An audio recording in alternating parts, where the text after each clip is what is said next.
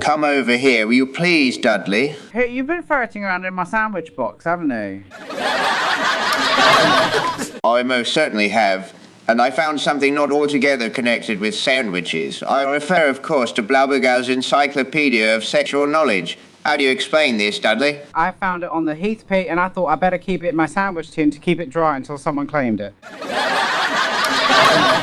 You're hiding it away because you're ashamed of it. No, I'm not. I just kept it there for safekeeping, Pete.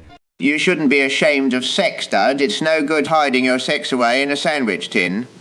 Bring it out in the open. Good book, that, Pete. Some good bits in it. Have you read any of it, Pete? Yes, I've been through it up to page 3001, Dudley. You've read the whole lot of it, haven't you? Yes, it's quite good. I like it because it tells you everything about sex from the word go. It's wonderfully informative about the sexual mores of people throughout the ages, Dudley. And it tells you of human sexual endeavour from the time of Adam and Eve, Pete.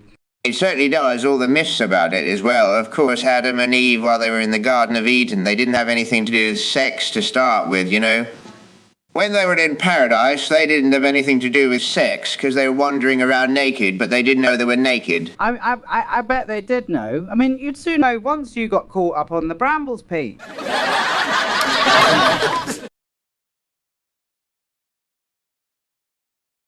They had no idea, Dudley. They were remarkably stupid as well as naked. They didn't know they were naked until up come a serpent and said, "Here's an apple. Lay your teeth into that." Then they laid their teeth into the apple, and the serpent said, "You're nude. You're completely nude." Hello, nudies. Of course they dashed off into the brush and covered themselves with embarrassment, didn't they, Pete? And mulberry leaves as well. They covered themselves altogether with this primitive clothing made of leaves. As soon as they became completely covered, they began to get attracted to each other, and then, of course, they tore off the mulberry leaves, and it all started the whole business.